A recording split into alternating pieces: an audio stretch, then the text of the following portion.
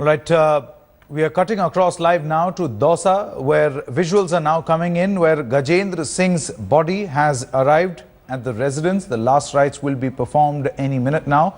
You can see that ambulance door has now been opened. His body is going to be taken out, and in just a short moment from now, we are expecting that in Dausa, Rajasthan, the last rites of farmer Gajendra Singh will be performed. Remember, Gajendra Singh committed suicide yesterday by hanging from a tree at Jantar Mantar in Delhi. The body is now being taken out. Jugal Purohit is now with us on the phone line. Jugal, take us through the latest. Well, Sanket, we are at the ancestral home of Gajendra Singh, and just a short while back, the body was brought in a hospital in an ambulance. A much awaited, I can say, a situation where ever since 6 o'clock in the morning, people from the village, several relatives from far away, as well as curious bystanders, just on account of the hype that this has generated, had all congregated and were crowding up at this tiny little farmhouse of Gajendra Singh. Of course, now that the ambulance has come, the body is here, and one cannot, but help feeling one with the family in their hour of grief. There are cries, there are shouts emanating from the house. Obviously, shocked relatives seeing their loved one who has left this place on the 19th of April as a man with hope, returning in this manner and format. It's impossible perhaps to stay away from the sound of women, men wailing, relatives expressing grief and shock at just what has taken place.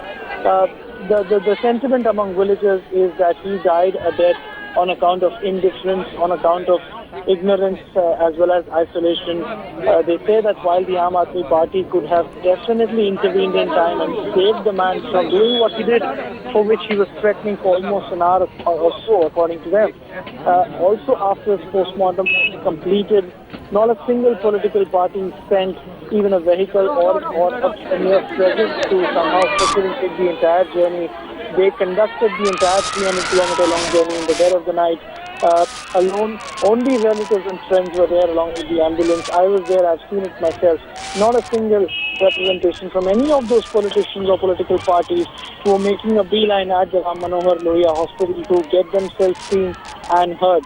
So in all, one can say that as they grieve at this moment, there is utter disgust, dejection and anger with the kind of display that the political class as a whole and Aam Aadmi Party in particular has put up in the last 24 hours that we've seen through the life and the death of Gajendra Singh. Well, you know what we can see, these pictures that we can see from Gajendra Singh's house, obviously people are in absolute state of shock. Some can't just understand what has happened. Some family members just can't understand what has actually happened.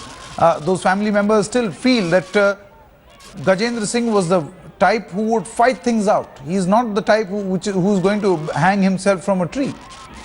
Absolutely, Sanket. In fact, ever since I have arrived here, I have been trying to piece together a character sketch of Gajendra Singh, the man who till about yesterday afternoon was a nobody, but today is at the center stage, of course, in his dead form.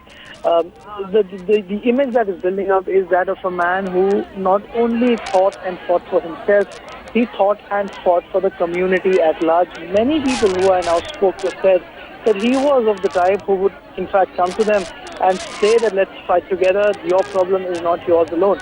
That's the kind of image he had. Of course, a lot to do with the fact that he was also a member of the Samajwadi Party out here. I'm given to understand he also contested elections unsuccessfully, and he still had ambitions to do something for his people, for his region.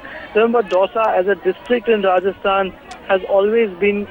There is this sentiment among people that this is a district which is largely ignored. People are not paying too much attention, and even in this particular case of crop damage and unseasonal rainfall, the sentiment among the farmers is that while there has been widespread damage, the district administration, they believe, has played it down to ensure that not adequate compensation or rather no compensation whatsoever. That's really the point, no, Jugal. That's the point that you have in fact been making.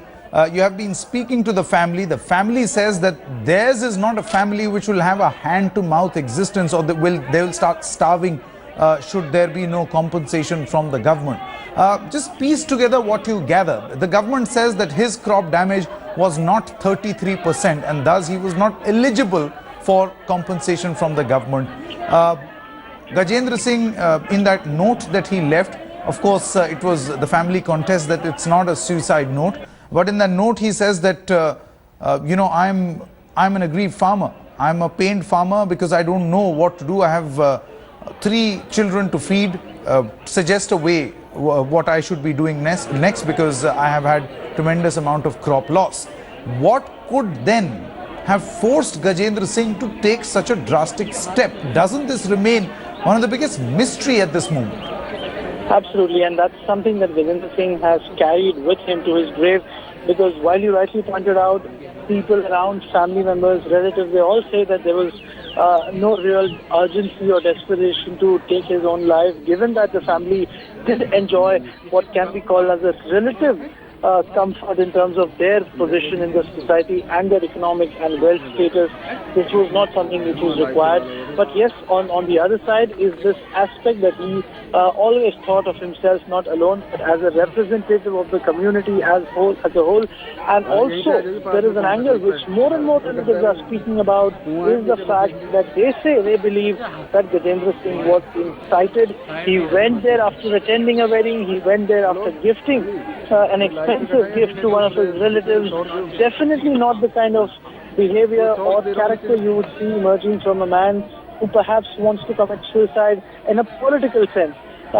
This is being used by the relatives to tell us that what he did there was a result of incitement, and that's the reason why, as you just heard one of the relatives talk to us and explain, that's the reason why after this particular formality of the cremation is done, they want the police to press charges and investigate, because the comparison, very interestingly, that one of the relatives drew was that if a leader is booked for hate speeches and inciting violence, why should a leader not be booked for inciting suicide and causing that much anger and outburst among a person that he ultimately took the final step? This is the sentiment on many different sides, different aspects emerging.